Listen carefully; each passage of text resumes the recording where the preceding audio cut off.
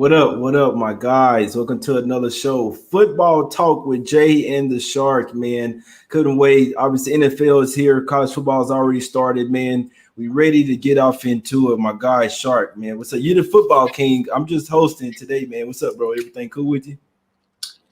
Taking a breath. It's about to go down. Thursday, September 9th. We've been out of the game for about 2 months. July 20th, I believe, was the last time we were on here. Giannis Antetokounmpo cleaning up a title. We segue sports, we segue seasons soon, and we bring you back to the center. It is J Money is Money. It is Sharks and Sports 9. Where's the lifestyle ride? We ever get out of the water. And we find ourselves with a hell of a matchup here tonight. Dallas Cowboys on the road at the Tampa Bay Bucks, defending title champs. I couldn't be a little more, surprised about the Bucks winning the title last year. The Bucks, I wouldn't say limped into the playoffs last year, but they certainly were not the favorite. And obviously stealing the NFC title game in Green Bay, an incredible performance for Tom Brady. And the defense came together down the stretch, the camaraderie, hell of a roster. I love my man AB and Gronkowski. J Money, are you ready to enter the streets of NFL gridiron football in the fall of 2021?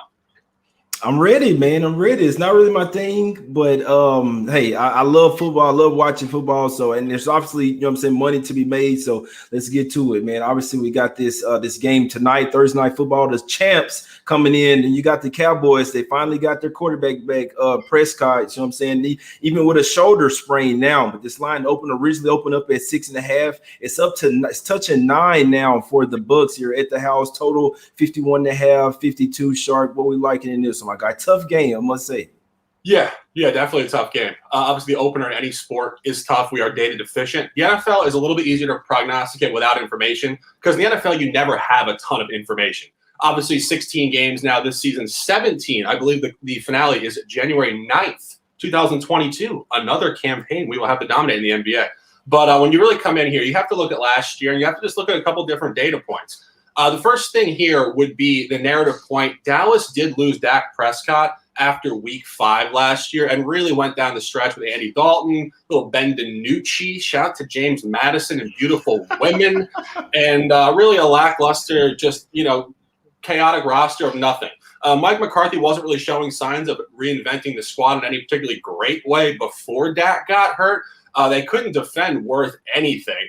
They were giving up roughly, I think, 36 points per game prior to that. The totals did plummet a bit. The official look for me, which I'm going small half unit here, is over 51.5. And I draw you back to those first 4 games of last year, which were extremely bloated totals.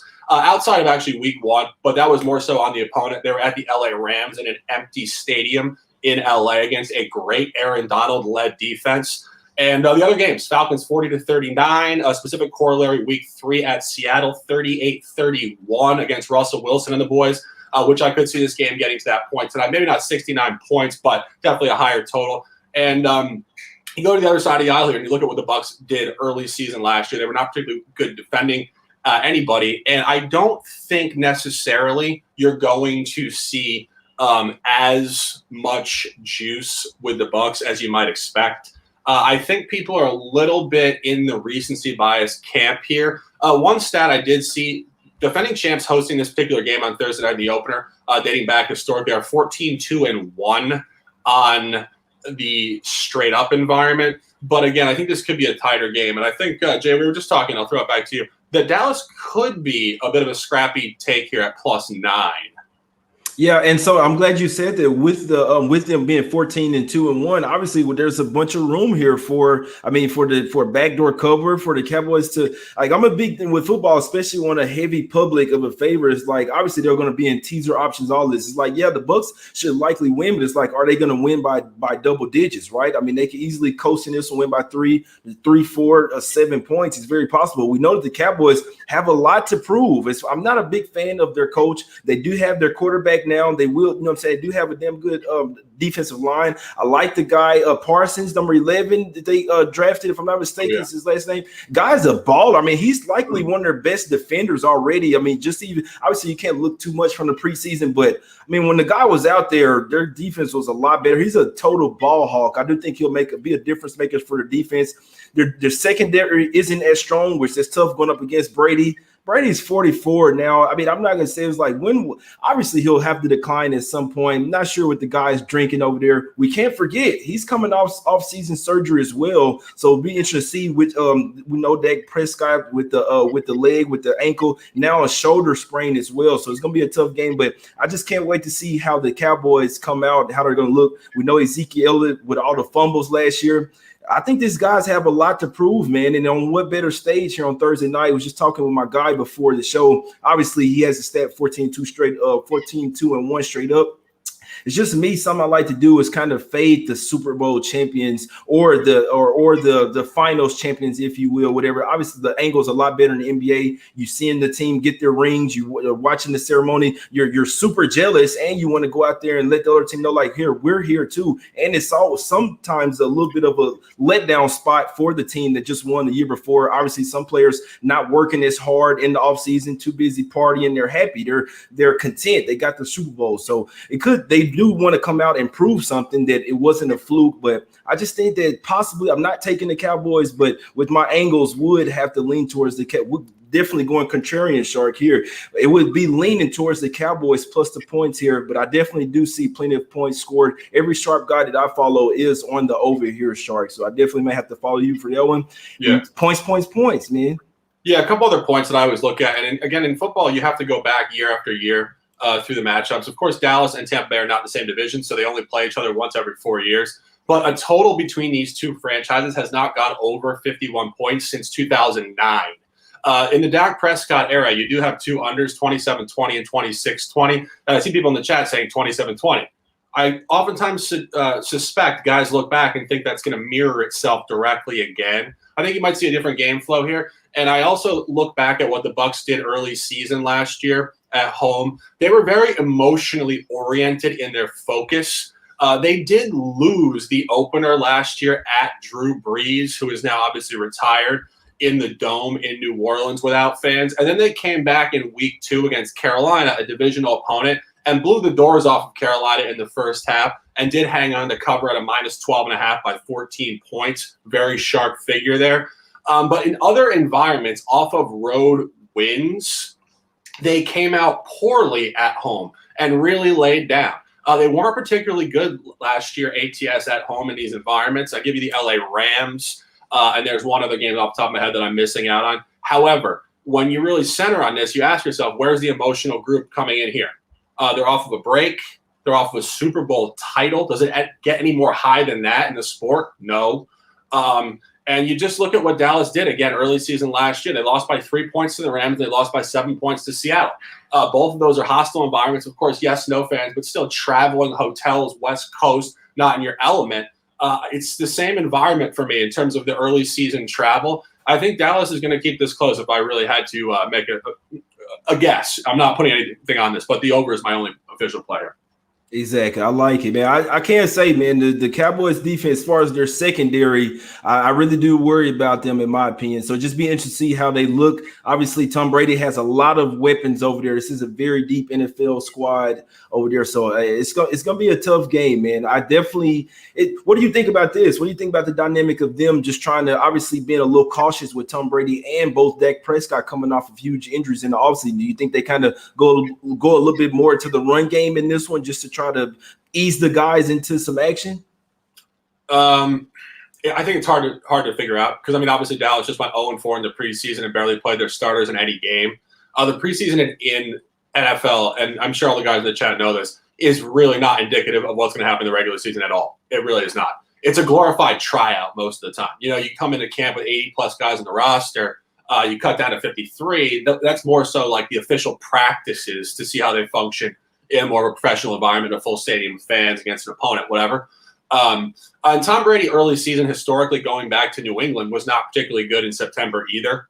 I don't know if that was necessarily Belichick and the guys trying to work through new schemes. Of course, Belichick always reinvented the roster, so they were so frequently dealing with new players and new just general schematic ideas. Of course, you go back to 2007, Wes Welker, Randy Moss airing it out, 50-plus TDs. You flip it a couple of years later, you get Aaron Hernandez, RIP, and Rob Gronkowski double tight end set. And then they've won titles just running the rock straight up the middle with Julian Edelman in the slot only. So you just would always see moving parts there in September. Last year, though, they didn't come out particularly well with Bruce Arians and Tom Brady here. There was one really representative effort, and it was a revenge game, I believe. Or no, it was not a revenge game. It was just a fuck you game where they throttled Aaron Rodgers at home 38-10. But again, they had prerequisite motivation. They had lost the previous game at Chicago on a primetime game, 20-19. So again, it was always back and forth. Early season particularly. They did cluster at the end, of course, to win the Super Bowl. But in the very beginning of the year, it was like, okay, we just played well, no effort, played poorly, then they come out with a big-time effort. Got you. Yeah, and like I say, man, the preseason, obviously, Dak, no Tom Brady at all in the preseason, no Dak Prescott. So just be interested to see what happens here, how they put the guys in there, man. I don't think they'll just have them dropping back to pass too much. Maybe that first half could possibly go under a little vanilla, little offense, and then it really open up in the second half there. So can't wait to see it. Obviously, you guys can make live bets as well if you notice something. We know Zach Martin's out for the Cowboys, so they're missing one of their best offensive linemen there. So still pretty strong offensive lineman group, but he is the best one for sure, man. I can't wait to watch this game. And like I say, the Cowboys, it's just crazy with them. Obviously, I'm here in Texas. The Cowboys, when you don't really expect them to show up in games, like that was always things that I didn't like about them. The games they're supposed to win, they don't play well in them. Like even at the house, they'll play terrible. Then the games where nobody expects them to win, that's when they come up. At least that's the way it's been that way in years past, my guy. But let's do it, man. Let's talk about some other games. I only have one official bet in NFL right now. I know you are the guy. Any little looks before we get to some college football? Obviously, we'll be going live as well Sunday morning. But anything else you want to kind of throw out there or talk about? Yeah. NFL? Hey, the NFL is back, my guy. Yeah, absolutely. And for you guys in the chat, of course, most of you guys watched us last year in the NBA exclusively. That is our favorite sport. I'm not going to throw shade at the NBA. From New York, love the Knicks. I get a third level of energy when the NBA comes back. I can't wait for it. But we are centered here now, September 9, 2021. We want to make an announcement for you guys not on Twitter. I know Isaiah Moore is one of our esteemed followers that refuses to come on Twitter and follow us and follow my content, but maybe he'll come to the light someday. But we're hosting a 32-person competition on Twitter. And this is 32 top handicappers on Twitter. So it's a lot of different personalities, a lot of different angles, and a lot of sharp minds. Every week we're hosting it for all 18 weeks. And every person in this competition will be dropping 4 plays officially, 2 2-unit plays, and 2 1-unit plays. We will be announcing them on this show live. This will be the official show of the NFL Dad Bod's GPO Lock Leaderboard 2021. So, guys, if you want to get on Twitter, follow this competition, and you can really see who's got a significant amount of momentum betting. Because, truthfully, the NFL is really difficult, and if you get behind a hot capper, a lot of it is just seeing it. You can make a hell of a lot of money. And I'm not going to sit here and say I'm the absolute best NFL handicapper in the world. I'm definitely not. I'm learning as I go in a lot of ways, as we all are in life. But the best thing about this competition is we can learn from each other, and there's 32 of us. So get on Twitter, follow it, follow me, Sharks and Sports, letter N in between those 2 esteemed, fabulous words. And Jay and I will be on here every Sunday morning at 11 a.m., our top looks and the top looks of all the top handicappers in this competition. There is a monetary buy-in for this. There is over 4 digits for first place. It is significant, and people will be giving their absolute best product here. Jay? Yes, sir. Yes, sir. I can't wait, man. And like you said, when you see that, like you follow the guys, man, someone may be in the competition, may be fade material. You notice that you're like, hey, look, you check out his picks, you're like, hey, he may be a good fade. You check out the top tier guys, like if I'm on the opposite side, hey, I may want to relook at the things that I'm looking at. So it's all about sometimes, especially with NFL, there's going to be so many people making picks, but only so many amount of games. It's all about getting on the right side, my guy, as well, man. So I want to ask you a couple of questions, man. How long have you been betting the NFL, or just like say you've been professionally capping the NFL? Well, I've been betting the NFL, honestly, before anything, because I think for most people, really, it's office pools, fantasy sports. I think fantasy sports really started with fantasy football in the 80s and the 90s. So for me, gambling and, hopefully we call it prognosticating outcomes, but it really did start with fantasy football. So I've been betting on football in some format for about 25 years almost.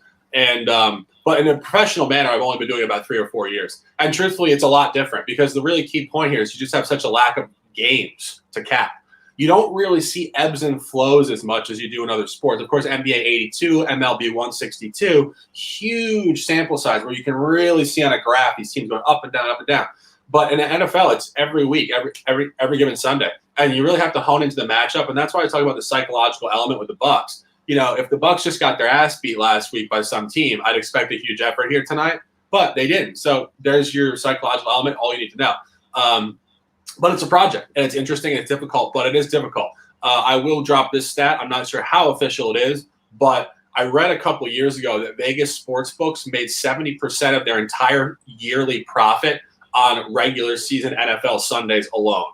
So that's absurd. That over a 365-day window across all sports and all bettors, they made 70% of their entire profit on 17 NFL Sundays. It talks to two things. Lines are razor sharp, and again, such a lack of games, it is very hard to predict. You don't really get a great feel for these teams as much as you do in other sports.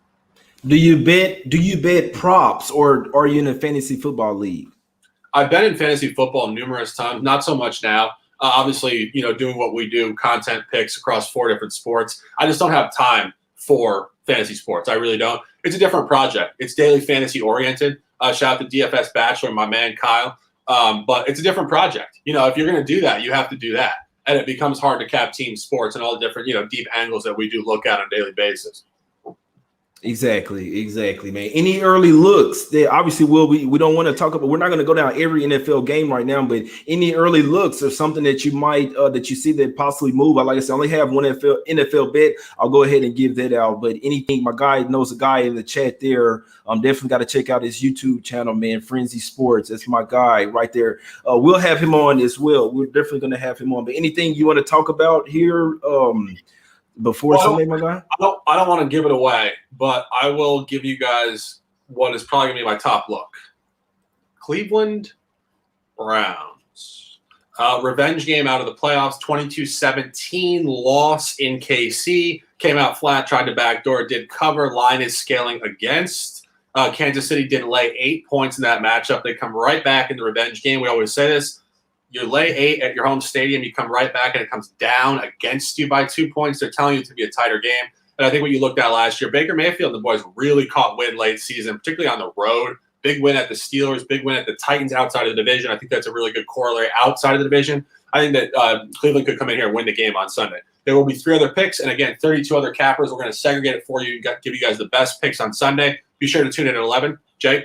Continue. Yeah, another thing you got working for you, the Super Bowl losers have been a great fade in week 1. I don't have the exact stat, but I do know for a fact that Super Bowl losers have been a great fade in week 1. We know that the Browns, they're a loaded team this year. They can damn near hang with anybody. So you catch up. They could possibly win a game outright. Obviously people are going to be hesitant to fade the Chiefs. And if you wait till Sunday, you could likely get a 7 with this one. Chiefs are one of the public darlings, but I definitely couldn't talk you off that. The dogs could be barking with that one. I could definitely see them staying close or possibly win that game. I actually lean that Browns with you as well. The only play that I've bet so far, I did take the Seahawks, my guys. This one was at plus 2.5 for a while. It's been up to 2.5, 3 now. I'd like to say we know that Carson Wentz with the foot. We didn't even know if he was going to be back for sure. He did just practice yesterday. He is going to be starting week 1. Not necessarily sure how he's going to be looking. He hasn't been really practicing a lot. But I know that Indiana is 1-12 against the spread in week 1, my guys. So even a worse straight up record as well. I believe it's like 1-11 straight up. So they're a great fade in week 1. A lot of reasons. I'm not really a believer in Wentz. They could win the game, but I am going with Russell Wilson and those Seahawks. It is on the road. And one thing I do want to say with the whole moving across country, obviously in the middle of the season, you're on the West Coast going to the East Coast or East going to the West. It means a lot less in week 1 when you can, I'm not going to say go whenever you want, but it's just a lot. It's not that as much of, you haven't been doing that much travel. You see what I'm saying? So in week 1, I don't really look at it as much as far as the different dynamics of going from East Coast to West or West to East, my guys. But give me the Seahawks minus the 2.5. That's the only play that I've made so far in the NFL, man. I like it. What you think about that game? And again, we're going to be doing shows on Thursday and Monday. Thursday and Monday nights, we will only be giving official full unit plays if it is a real side, really. Just being perfectly honest, we don't fuck around here. We're not giving you plays because, we want you to click the link. We want the real plays, and we want you guys to win money. Sunday is when the top plays are in this particular week. I have 4 looks. I have 4 officials, and I also probably have 2 or 3 other solid leans, which are more totals. But please tune in on 11 a.m. on Sunday. Put the notifications on. We're going to dominate. We're going to give you guys the top looks. We're going to drop real immense detail on this. And, Jay, you want to close it out with your college football play? Yeah, I want to know what you think about the Seahawks, man. I'm still on that. What you think? Well, I don't know. That's the thing. I don't know. I mean, I love fading the Carson Wentz issue with the Colts. The only counterpoint to that is that, Russell Wilson in the offseason obviously expressing massive displeasure with Seattle. And I just don't know what to make of Seattle. I mean, Seattle for a couple years now has really teetered on the edge. And last year in particular, they were right there, and they covered a bunch of games. They really didn't have a lot of business covering. And, again, it's one of those things where sometimes in a 16-game season, it will continue the trend, but then it flips really quickly the other direction the next campaign. This is a no play for me purely because I don't know who Indianapolis is putting at the quarterback position or his health. But this is just a toss for me. I think there's a counter narrative to either side here. Got you guys. Like I say, the line has flipped dramatically. They opened at +2.5. It's pretty much pushing threes now. It's pretty much pushing threes. So, like I say, that was my most confident look. It's really a buy on the Seahawks. They got a lot to prove. They want to keep Russell Wilson. They got them some new receivers over there. They re-signed, a couple guys on the defensive side. But anything can happen. Obviously, I'm going with an away favorite that's traveling kind of across the country or to the Midwest. But I still like it, man. I still like it. Obviously, this game could go over. Both defenses could get lit up, but I do trust Russell Wilson and the gang a little bit more. Well, and honestly, a lot more than Carson Wentz. But hey, he's on a new team. He has a kind of a new, a new bill of health somewhat. Not really, because he obviously is super injury prone, but he has a new team, another chance to kind of prove himself. But right out of the gate, I don't necessarily think it'll work. He hadn't really got a chance to work with his receivers as well. So give me the Seahawks -2.5 official for me. It's up to 3. I still like it. Obviously, even though it can win by 3, but Seahawks for me -2.5/3. And college football early look for me, man. I'm going with Iowa State, man. Something that my guy Shark loves, the line scaling here. Iowa State is almost they haven't even been a favorite over Iowa, if not ever, at least in the past 10 years. The closest they got, they were 1.5 point dog last year, and they lost the game 18-17, I believe. So they still covered, but they did lose the game. Lost the game on a muff punt or something like that. This is the year, in my opinion. Iowa State's been closer and closer to be. This is a 5 times revenge game. They've lost to Iowa the past 5 games. The past 5 times they faced off, the game of the year lines was -7. I'm talking about you go 1.5 last year to -7 for Iowa State here at the house. They had an underwhelming Week 1 performance, which this was likely a look-ahead game, which is Iowa. They went all out to go and beat Indiana, so they had to, they had to do a bunch to smack those boys. Which 2 of those scores were pick sixes. You see what I'm saying? So a lot of that was really on them just shutting down Indiana offense. Obviously, Iowa State is a highly touted team this year. I think they'll win this game by double digits. I'm going first half -3 and full game -4. Game day is up there in Ames, Iowa. Give me Iowa State, man. And it's a public favor. It's a contrarian contrarian favor is what I'm trying to say. The public is all over Iowa. They saw them smack up Indiana Week 1, and Iowa State really struggled against Northern Iowa. I really think it was a look-ahead game. They ran super vanilla on offense. Give me Iowa State, man. First half, -3, full game, -4. I think it's a razor-sharp play, man, if you ask me. Shark, anything do you like that play or anything in college football you looking at, got your eye on? Yeah, I do. And obviously there's only, I believe, 2 ranked matchups this week. Of course, you do have the intra-state rivalry in Iowa, and then you have Oregon at Ohio State on Fox Sports at noon, I believe, with the boys. Reggie Bush and Matt Leinart, my dudes. Those guys get me hyped up. We love to hype you guys up, but some guys hype us up, and I love listening to my man Reggie Bush. Hopefully they give him his Heisman back. Freaking ridiculous. But I like those Wendy's commercials. Oh, my God. But Yeah, no, I'm looking at a few plays. I won't have anything official. If you guys tune into Twitter, I do a college football show every night at 9 o'clock, and I reshare all the top plays on Saturday morning. Again, get on Twitter, some of you guys. The thing that I don't fully understand, and this is not a shot at anybody, is why people think it's a personal thing to only be on certain platforms. Like, I only use Facebook. It's what I do. It's like, that's cool, but you're missing out on content in other places. And trust me, you want to differentiate because there's different people on different apps that do totally different things and have different energies and obviously win rates and whatnot. So just a little piece of advice, and I'm a stubborn guy too, trust me. But, getting out of your comfort zone sometimes will help you out a lot. And we're on there Friday night, and we're going to drop 20 minutes of fire. It's my man Guns picks the gun and the shark, and we really dominate it. And maybe we'll bring Jay Money on there, actually. I think Jay's getting into the streets of college football. I sense a guru developing here. I'm looking at a couple sides within the Big Ten, staying on that point, the fade of the Big Ten. I think Michigan is a nice little fade this week. Washington comes in here, previously ranked number 20 in the country, did lay down at home. I mean, inexplicably to Montana, an outright loss, 13-7. I mean, talk about your emotional shutdown spots. And Washington comes back on the road at Michigan. Michigan took care of Western Michigan, a MAC team. MAC historically is credentialed as one of the worst quality of football in all of Division I. And I think they come back here and they really just get a bounce back for Washington. And I think the cover in week 1 against Western Michigan is not representative of anything within this particular game. Washington plus 6.5. And there will be other plays. So tune into Twitter and we will dominate. The Washington is a very sharp play, I must say. The game of the year line of that game was Michigan minus 1.5. It's been bet all the way up to Michigan minus 6.5.